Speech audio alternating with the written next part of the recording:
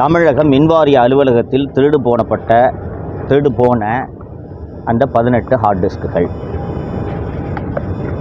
இந்த விவகாரத்தில் நமக்கு தெரியாமல் ஏராளமான விஷயங்கள் நடந்து கொண்டிருக்கின்றன. திரு செந்தில் பாலாஜி அவர்களை காப்பாற்றுவதற்காகத்தான் இந்த ஹார்ட் டிஸ்க்குகள் காணாமல் போயிருக்கின்றன என்று நான் வெளிப்படையாக குற்றம் சாட்டுகிறேன். நண்பர்களே, கடந்த 30 ஏப்ரல் 2026 அன்று மாண்புமிகு சென்னை உயர்நீதிமன்றம் டிரான்ஸ்ஃபார்மர் கொள்முதல் விவகாரத்தில் மத்திய புலனாய்வு முகமையான சென்ட்ரல் பியூரோ ஆஃப் இன்வெஸ்டிகேஷன் விசாரணை நடைபெற வேண்டும் என்று உத்தரவிட்டது. உடனே டக்குனு சிபிஐ இன்வெஸ்டிகேஷன்லாம் போட மாட்டாங்க.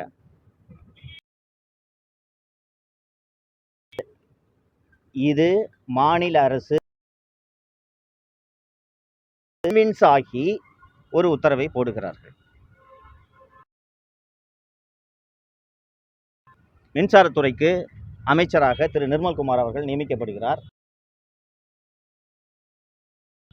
மின்வாரியத்தின் தலைமையகத்துக்கு சென்று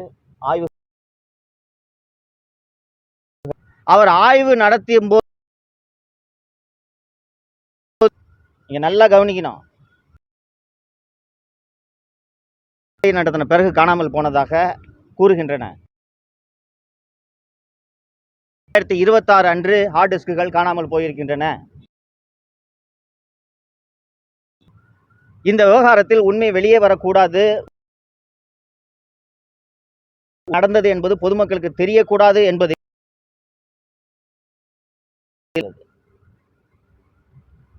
மே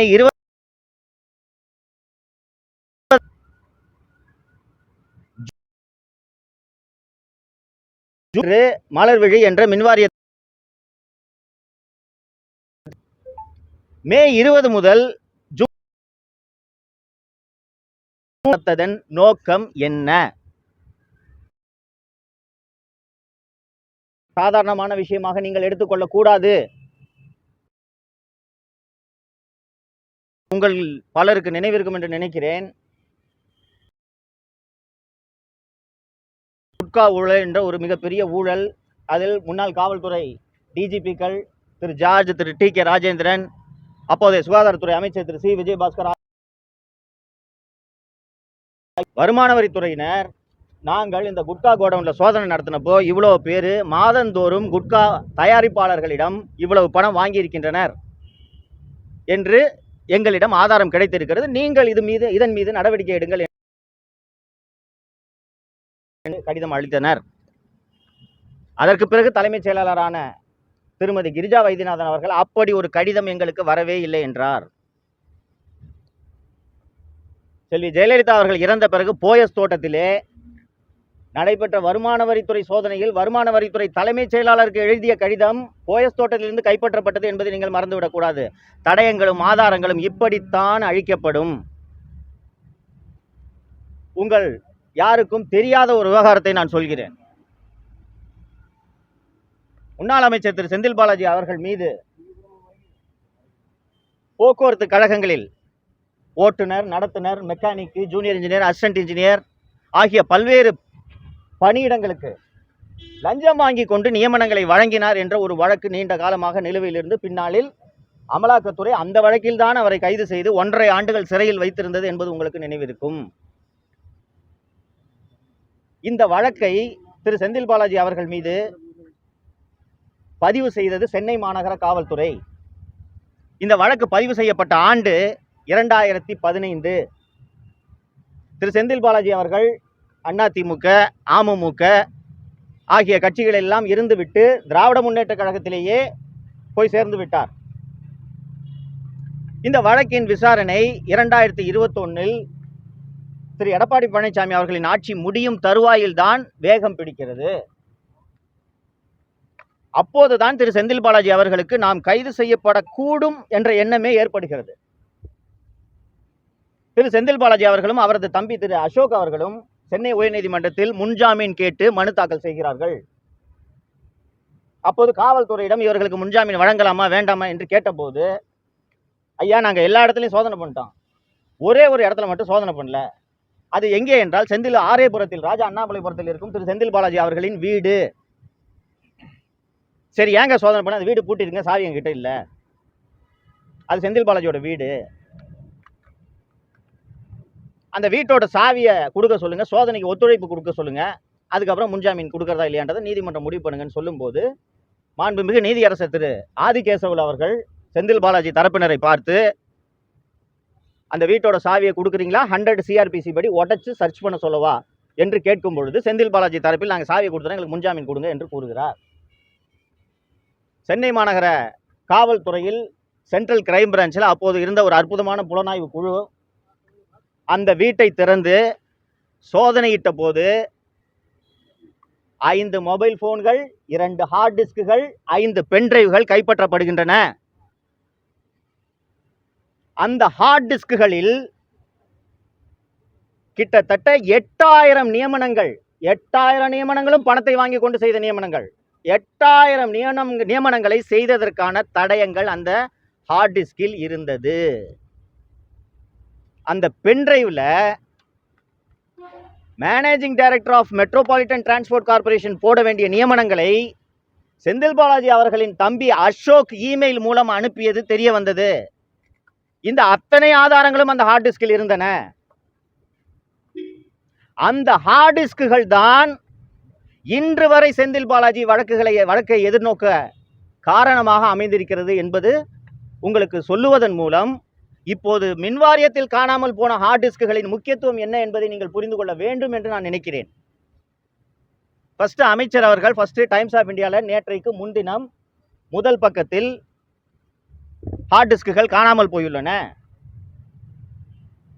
7வது 8வது 9 மற்றும் 10 5 7 8 10 ஆகிய மாடிகளில் உள்ள கணினிகளிலிருந்து ஹார்ட் டிஸ்குகள் காணாமல் போயிருக்கின்றன என்று டைம்ஸ் ஆஃப் இந்தியாவில் செய்தி வந்த பிறகு அமைச்சர் பத்திரிகையாளர்களை சந்திக்கிறார், இல்லைங்களா?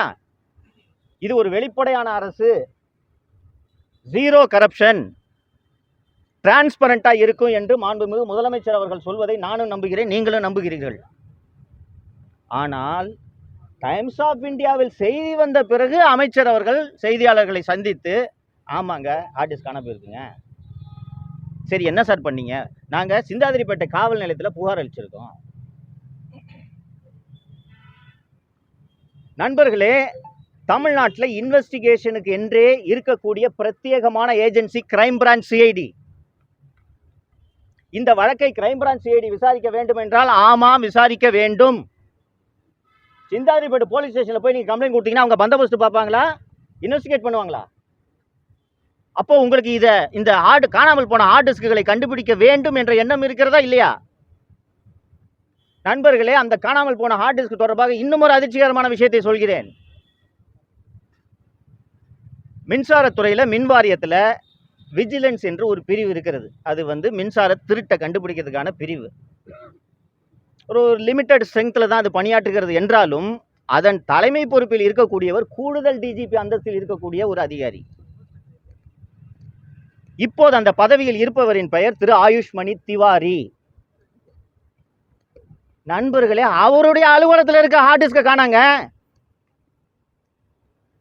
அப்போது மின்சாரத்துறை அமைச்சர் திரு நிர்மல்குமார் அவர்கள் என்னதான் ஆய்வு செய்தார்? Sir, April 30 Madras high court division bench CBI investigation transformer கொள்முதல் சிபிஐ இன்வெஸ்டிகேஷன் போட்டிருக்குங்க. அந்த ஆதாரங்களை எல்லாம் சேகரித்து பத்திரமாக கொடுக்க வேண்டியது இந்த அரசின் கடமையா இல்லையா? காணாம போச்சு ஹார்ட் டிஸ்க்ன்றீங்க. ஏங்க யாருங்க எடுத்தா சிசிடிவி வச்சு கண்டுபிடிக்கலாம்னு கேட்டா சிசிடிவி 4 மாடியில் வேலை செய்யலன்றாங்க. சார், அப்ப என்ன சார் ஆய்வு பண்ணீங்க நீங்க? நினைக்க நெஞ்சம் பதறுகிறது தோழர்களே. நான் 18 ஆண்டுகள் லஞ்ச ஒழிப்பு துறையில பணியாற்றி இருக்கிறேன். ஒரு அரசு அலுவலகத்தில் இப்படி ஆவணங்கள் காணாமல் போகாது. இன்னைக்கு இந்த செய்தி பரபரப்பாகி அனைத்து எதிர்க்கட்சிகளும் இது குறித்து விசாரணை வேண்டும் என்று அறிக்கை வெளிவந்த பிறகு தற்போதைய செய்தியாக இன்று காலை வந்திருக்கக்கூடிய செய்தி, கோபிநாத் என்பவர் கைது செய்யப்பட்டிருக்கிறார். பெங்களூருக்கு அழைத்து சென்று 34 ஹார்ட் டிஸ்குகள் மீட்கப்பட்டுள்ளன என்று கூறுகிறார்கள். காவல்துறை அதிகாரிகள் இருக்காங்க, அவங்களுக்கு தெரியும் இது என்ன ஜுவல் தெஃப்டா ப்ராப்பர்ட்டி தெஃப்டா சார்? பைக்கை புஷ்டம் சார்னு சொல்றதுக்கு. இதுல திருடு போனது ஹார்ட் டிஸ்குகளை விட முக்கியமாக டேட்டா. நான் ஏற்கனவே அந்த ஜாப் ராக்கெட்ல நடந்த விவகாரத்தை சொன்னேன். அந்த ஜாப் ராக்கெட் விவகாரத்தில் அந்த ஆதாரங்களை கொண்டிருக்கக்கூடிய ஹார்ட் டிஸ்க் திரு செந்தில் பாலாஜி அவர்களின் வீட்டிலிருந்து கைப்பற்றப்பட்டது. நான் சொல்றது கட்டுக்கதை அல்ல. இன்னும் நீதிமன்றத்தில் எங்கிருந்து அந்த ஹார்ட் டிஸ்கள் கைப்பற்றப்பட்டன என்பது அமலாக்கத்துறையின் வழக்கிலும் ஆதாரங்களாக இருக்கிறது, சிசிபியோட வழக்கிலும் ஆதாரங்களாக இருக்கிறது. இன்னைக்கு 34 ஹார்ட் டிஸ்கை கண்டுபிடிச்சோன்னு எங்களுக்கு ஒரு கதையை எங்களுக்கு சொல்றீங்களே. அந்த ஹார்ட் டிஸ்கில் என்ன ஜனநாயகன் படமா இருக்கு? உண்மையிலே ஜனநாயகன் படம் இருந்துச்சுன்னா படம் இருக்கா? வேற என்ன இருக்குன்றது உங்களுக்கு எப்படி தெரியும்? இன்னொரு கூடுதலான தகவலை சொல்கிறேன். காணாமல் போக வேண்டியது அல்லது காணாமல் போக அடிக்க வேண்டும் என்று இவர்கள் நினைத்தது ஒரே ஒரு ஹார்ட் டிஸ்க். ஒரே ஒரு ஹார்ட் டிஸ்க். அந்த ஒரு ஹார்ட் டிஸ்கை மட்டும் திருடுனா அந்த ஒரு ஹார்ட் டிஸ்கில் என்ன இருக்குன்னா, கடந்த 5 ஆண்டுகளாக தனியாரிடமிருந்து மின்சாரம் வாங்கியதில் நடைபெற்ற அந்த ஆதாரங்கள், சூரிய ஒளி மின்சாரத்தை தனியாரிடமிருந்து வாங்கியதற்கான ஆதாரங்கள், சுருக்கமாக சொல்ல போனால் 5 ஆண்டுகளில் தமிழக மின் வாரியத்தில் நடைபெற்ற ஊழல்களின் மொத்த ஆதாரமும் அந்த ஒரு ஹார்ட் டிஸ்கில் அடங்கியிருக்கிறது. இன்னைக்கு 34 ஹார்ட் டிஸ்கை நாங்கள் பெங்களூர்லேருந்து சீஸ் பண்ணியிருக்கோன்னு போய் இங்கே நண்பர்கள் ரிச்சி ஸ்ட்ரீட்டுக்கு போயிருப்பீங்க. அங்கே போய் இந்த கம்ப்யூட்டர் ரிப்பேர் பண்ணுற கடையிலெல்லாம் கேட்டிங்கன்னா ஒரு 50 லேப்டாப் அடிக்கி போட்டு வச்சுருப்பாங்க. ஒரு லேப்டாப் காணா போச்சுன்னு சொல்லிட்டு நம்ம புகார் கொடுத்தோன்னா 10 லேப்டாப்பை சீஸ் பண்ணிட்டு வந்து அந்த லேப்டாப்லாம் நாங்கள் சீஸ் பண்ணுறாங்க பாருங்கன்னு சொல்கிறது போல் இந்த கதை இருக்கிறது. நான் தமிழக அரசை, மாண்புமிகு முதல்வரை கேட்டுக்கொள்வதெல்லாம் ஒன்றே ஒன்றுதான். டிரான்ஸ்ஃபார்மர் கொள்முதலில் மிகப்பெரிய ஊழல் நடைபெற்றிருக்கிறது என்று சிபிஐ விசாரணைக்கு உத்தரவிடப்பட்டிருக்கக்கூடிய இந்த சூழ்நிலையில் அது தொடர்பான திருட்டு வழக்கையும் சிபிஐ தான் விசாரிக்க வேண்டும். சிந்தாதிரிப்பேட்டை காவல் நிலையமோ தமிழக காவல்துறையோ விசாரிப்பது பொருத்தமாக இருக்காது. இந்த விசாரணையின் மீது தமிழக மக்களுக்கு நம்பிக்கை ஏற்படுத்தும் வகையிலும் இது இருக்காது. ஏன் தமிழக காவல்துறை இந்த விசாரணை எல்லாம் நடத்தக்கூடாது என்று நான் சொல்ல விரும்புகிறேன், சொல்லிக் கொண்டிருக்கிறேன் என்றால், லஞ்சம் மற்றும் ஊழலை விசாரிக்க வேண்டிய துறையின் இயக்குனராக ஒரு ஊழலின் ஊற்றுக்கண்ணை இந்த அரசு நியமித்திருக்கிறது. இது தொடர்பாக நான் ஏற்கனவே பேசியிருக்கிறேன். செல்வி ஜெயலலிதா அவர்களின் அரசுக்கு எப்படி ஒரு சசிகலா இருந்தாரோ அதுபோல தமிழக முதலமைச்சர் திரு விஜய் அவர்களின் அரசாங்கத்துக்கு விகடனின் முன்னாள் ஆசிரியர் கலை என்கிற கலைச்செல்வன் இருக்கிறார் என்று நான் வெளிப்படையாக குற்றம் சுமத்துகிறேன். நான் பேசிக் கொண்டிருக்கக்கூடிய இந்த தருணத்திலே கலை அவர்கள் போயஸ் தோட்டத்திலே உள்ள ஆதவ் அர்ஜுனாவின் அலுவலகத்தில் அமர்ந்த அதிகாரிகளை சந்தித்துக் கொண்டிருக்கிறார். செல்வி ஜெயலலிதா அவர்களின் அரசாங்கத்தில் ஒரு நல்ல விஷயம் என்னன்னா, சசிகலா செய்யும் தவறுகளை உளவுத்துறையின் மூலமாக கண்டறிந்து செல்வி ஜெயலலிதா அவர்களே நிவர்த்தி செய்வார். அந்த ஆட்சி காலத்தில் நீங்கள் பார்த்துருப்பீங்க, திடீர்னு கமிஷனர் மாற்றப்படுவார், திடீரென்று உளவுத்துறை ஐஜி மாற்றப்படுவார், திடீரென்று டிஜிபி மாற்றப்படுவார், அமைச்சர்கள் மாற்றப்படுவார்கள். இது என்னவென்றால் சசிகலாவின் பரிந்துரை உண்மையா இல்லையா, சரியா இல்லையா என்பதை உளவுத்துறையின் மூலமாக கண்டறிந்து மாற்று நடவடிக்கையை எடுப்பார்.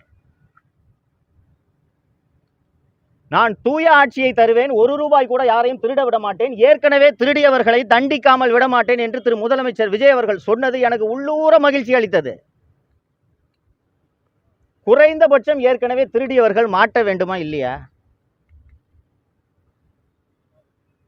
அப்படி அந்த திருடர்களை பிடிக்க வேண்டிய ஒரு துறையின் இயக்குனராக, ஊழலின் ஊற்றுக்கண்ணாக இருக்கக்கூடிய திரு அருண் அவர்களை கலைச்செல்வன் அவர்களின் பரிந்துரையில் தான் இந்த அரசு நியமித்தது. ஏன் திரு அருண் அவர்கள் அந்த பதவியில் தொடரக்கூடாது என்பதற்கான மேலும் சில காரணங்களை அடுக்குகிறேன். நண்பர்களே, நான் லஞ்ச ஒழிப்பு துறையில் 18 ஆண்டுகள் பணியாற்றிவேன் என்பது உங்களில் எல்லோருக்குமே தெரியும். ஆலந்தூரிலே உள்ள லஞ்ச ஒழிப்புத்துறை இயக்குனரின் அலுவலகம் இருக்கக்கூடிய அந்த மாடியிலேயே லஞ்ச ஒழிப்புத்துறையின் ரகசிய பிரிவும் இயங்குகிறது. ரகசிய பிரிவு என்றால் தமிழகம் முழுக்க ஊழல் தொடர்பான அந்த கோப்புகளை எல்லாம் பரிசீலனை செய்து ஆய்வு செய்யும் பிரிவு. ஒரு 40-50 பேர் அங்கே பணியாற்றுவார்கள். ஒரு பெரிய ஹாலு. இந்த எண்டில் கான்ஃபரன்ஷியல் பிரான்ச் இருக்கும், இந்த எண்டில் டைரக்டர் ரூம் இருக்கும். இங்கேருந்து பார்த்தீங்கன்னா அந்த எண்டு தெரியும். நான் ஏற்கனவே சொன்னேன், லஞ்ச ஒழிப்புத்துறைக்கு சம்பந்தமே இல்லாத, லஞ்ச ஒழிப்புத்துறையோட அந்த பணியாளர் பட்டியலில் இல்லாத ஐயப்பன் என்பவரை திரு அருண் அவர்கள் அழைத்துக் கொண்டு லஞ்ச ஒழிப்புத்துறைக்கு வந்திருக்கிறார் என்பதை நான் ஏற்கனவே சொன்னேன். இதுபோக சென்னை மாநகர காவல்துறையில் பணியாற்றக்கூடிய 20 காவலர்களை எதற்கென்றே தெரியாமல் திரு அருண் அவர்கள் அழைத்து அவரது அறைக்கு எதிரே இருக்கக்கூடிய இணை இயக்குனரின் அலுவலகத்தை காலி செய்துவிட்டு அங்கே அவர்களை அமர வைத்திருக்கிறார் என்று நான் ஏற்கனவே சொன்னேன். இப்போது அந்த இயக்குனர் அலுவலகத்தை வெளியில் இருந்து பார்த்தால் யார் வருகிறார்கள், யார் போகிறார்கள் என்பது தெரியாத வகையில் ஒரு தடுப்பு எழுப்பப்பட்டுள்ளது. லஞ்ச ஒழிப்புத்துறை இயக்குனர் என்பவர் ஒரு additional DGP, is a public servant, is an officer. அவரை யார் பார்க்க வராங்கன்றதை தெரிஞ்சா என்னங்க, இதுல ரகசியம் எதற்கு இருக்கு, என்ன இருக்குது? ஆனால் திரு அருண் அவர்கள் ஏன் இந்த தடுப்பை எழுப்பினார்? ஏன் லஞ்ச ஒழிப்புத்துறைக்கு சம்பந்தம் இல்லாத ஐயப்பனை வைத்திருக்கிறார்? ஏன் லஞ்ச ஒழிப்புத்துறைக்கு சம்பந்தம் இல்லாத சென்னை மாநகர காவல்துறையின் 20 காவலர்களை அங்கே இப்போதும் வைத்திருக்கிறார் என்பதற்கான காரணம் தெரிந்துவிட்டது. நண்பர்களே, கடந்த அக்டோபர் 2025 முதல் அமலாக்கத்துறை 4 கடிதங்களை தமிழக டிஜிபிக்கு அனுப்பியிருக்கிறது. அந்த 4 கடிதங்களுமே முன்னாள் அமைச்சர் மற்றும் எனது அருமை நண்பர் திரு KN நேரு அவர்கள் செய்த பல 1000 கோடி ஊழல்கள் தொடர்பான ஆதாரங்களை அமலாக்கத்துறை பேட்சாக அனுப்பினார்கள். முனிசிபல் அட்மினிஸ்ட்ரேஷன் டிபார்ட்மெண்ட்ல டிரான்ஸ்ஃபர் அண்ட் போஸ்டிங் கரப்ஷன் மட்டும் ஒரு பேட்ச், முனிசிபல் அட்மினிஸ்ட்ரேஷன் டிபார்ட்மெண்ட்ல நடந்த ரெக்ரூட்மெண்ட் ஒரு பேட்ச், முனிசிபல் அட்மினிஸ்ட்ரேஷன் டிபார்ட்மெண்ட்ல நடந்த சாக்கடை போடுவது முதல் கட்டுமானம் வரையிலான ஊழல் தொடர்பான ஆவணங்கள் ஒரு பேட்ச். இந்த ஆதாரங்கள் எல்லாத்தையும் அந்த வாட்ஸ்அப் சாட் இதெல்லாம் ஊடகங்களில் செய்திகளாக வந்திருக்கிறது, நீங்கள் பார்த்திருப்பீர்கள். இந்த ஆதாரங்கள் கிட்டத்தட்ட அது சில 1000 பக்கங்கள் இருக்கும். இந்த ஆதாரங்களை எல்லாம் அமலாக்கத்துறை தமிழக டிஜிபிக்கு அனுப்பி நீங்கள் இதில் ஒரு விசாரணை உத்தரவிடுங்கள், பிரிவென்ஷன் ஆஃப் மணி லாண்டரிங் ஆக்டின் படி எங்களுக்கு நாங்கள் நடத்தும் சோதனையில் புதிய குற்றங்கள் தொடர்பான தரவுகள் கிடைத்தால் நாங்கள் அதை சம்பந்தப்பட்ட துறைக்கு அனுப்பிவிடுவோம், அந்த துறை அதன் மீது நடவடிக்கை எடுக்கும், அதன் பின்னர் அதில் உள்ள சட்டவிரோத பண பரிவர்த்தனை தொடர்பாக மட்டும்தான் நாங்கள் விசாரணை நடத்துவோம் என்று அமலாக்கத்துறை தமிழக டிஜிபிக்கு கடிதம் அனுப்பியது. தமிழகத்தின் பொறுப்பு டிஜிபியாக இருந்த மரியாதைக்குரிய திரு வெங்கட்ராமன் அவர்கள் உடனடியாக அந்த ஆதாரங்களையும் அமலாக்கத்துறையின் கடிதங்களையும் இணைத்து லஞ்ச ஒழிப்புத்துறை இயக்குநராக அப்போது இருந்த திரு அபய்குமார் சிங் அவர்களுக்கு அனுப்புகிறார். அபய்குமார் சிங் அவர்கள் அப்போது இருந்த அரசியல் சூழலின் காரணமாக எந்த நடவடிக்கையும் எடுக்க முடியவில்லை. இந்த நேரத்தில் இந்த வழக்கில் சிறை செல்ல இருக்கிற எனது அருமை நண்பர் திரு KN நேரு அவர்களுக்கு அமலாக்கத்துறையிடம் என்னதான் ஆதாரங்கள் இருக்கிறது என்பதை எப்படியாவது தெரிந்து கொள்ள வேண்டும் என்று கடும் முனைப்பில் ஈடுபடுகிறார். ஆனால் லஞ்ச ஒழிப்புத்துறையிலிருந்து ஒரு காகிதம் கசியாதுங்க. இன்னைக்கு வரைக்கும் அப்படிதான், நேற்று வரைக்கும் அப்படித்தான் இருந்தது. அவரால் அது என்ன ஆதாரங்கள் என்பதையே தெரிந்து கொள்ள முடியவில்லை. ஏனென்றால் என்ன ஆதாரங்கள் அவர்கள் இன்வெஸ்டிகேட்டிங் ஏஜென்சி கையில் இருக்குன்னு தெரிஞ்சாதான் KN நேரு அவர்கள் தன்னுடைய வழக்கறிஞர்களிடம் விவாதித்து அதற்கான டிஃபென்ஸை பில்டு பண்ண முடியும். திரு அருண் அவர்கள் அமலாக்கத்துறை அனுப்பியிருந்த அந்த ஆயிரக்கணக்கான பக்கங்கள் கொண்ட ஆதாரங்களை மொத்தமாக ஒரு நகல் எடுத்து KN நேரு அவர்களிடம் ஒப்படைத்திருக்கிறார் என்று எனக்கு லஞ்ச ஒழிப்புத்துறையிலிருந்து தகவல் வந்திருக்கிறது. இது போன்ற அநியாயம் எங்காவது நடக்குமா? திரு அருண் அவர்கள் மீது எனக்கு என்ன தனிப்பட்ட பகையா? எனக்கு வர வேண்டிய கமிஷனர் போஸ்ட் அவர் பறிச்சுக்கிட்டாரா? ஆனால் இவர் தவறான நபர், இவரை இங்கே நியமிக்காதீர்கள், நீங்கள் நியமித்தது தவறு, திருத்திக் கொள்ளுங்கள் என்று நான் ஏற்கனவே ஒரு முறை வெளிப்படையாக மக்கள் மன்றத்திலே முதல்வர் அவர்களுக்கு கோரிக்கை வைத்தேன். இன்னமும் அருண் அவர்கள் அந்த பதவியிலே தொடர்கிறார். நேற்று நீங்கள் எல்லாம் பார்த்திருப்பீர்கள், பத்திரப்பதிவு அலுவலகங்களே அருண் அதிரடி சோதனைக்கு உத்தரவிட்டார், லட்சக்கணக்கில் பணம் கைப்பற்றப்பட்டது என்று. நண்பர்களே, ஒரு விஷயத்தை புரிந்து கொள்ளுங்கள். கொஞ்சம் ஆஃப் பண்ணுங்க. நண்பர்களே, ஒரு விஷயத்தை புரிந்து கொள்ளுங்கள். நான் லஞ்ச ஒழிப்புத்துறையிலே பணியில் சேர்ந்தது 1991ஆம் ஆண்டு. லஞ்ச ஒழிப்புத்துறையோட வேலையே இந்த மாதிரி சர்ப்ரைஸ் செக் பண்ணுறது தான்.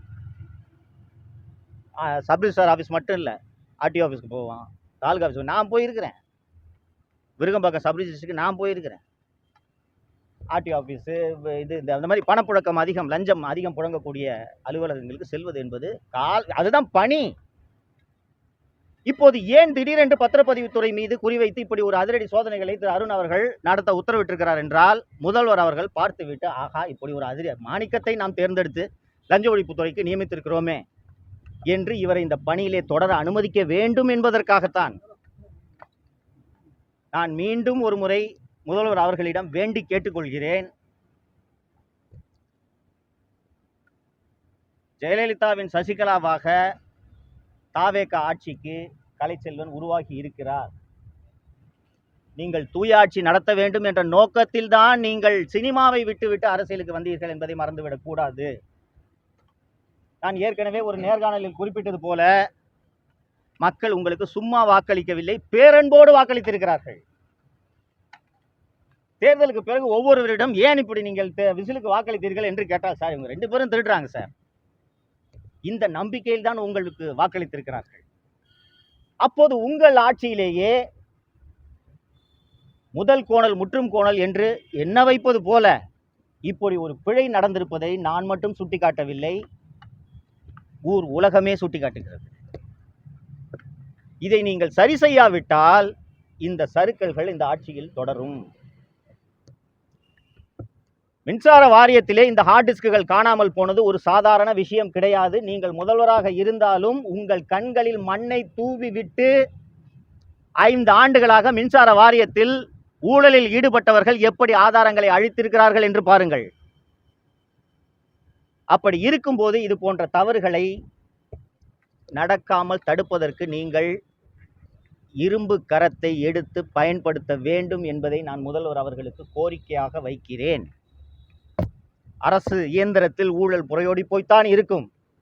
ஆனால் ஒரு ஆட்சியாளர் மனது வைத்தால் அதை சரி செய்ய முடியும். நீங்கள் சரி செய்வீர்கள் என்ற நம்பிக்கை எனக்கு இருக்கிறது.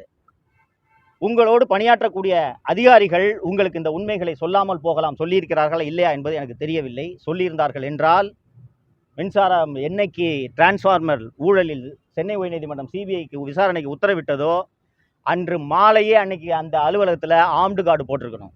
ஏப்ரல் 30 அன்னைக்கு நீங்கள் போடலனாலும் நீங்கள் சார்ஜ் எடுத்தோன்னே போட்டிருக்கணும்.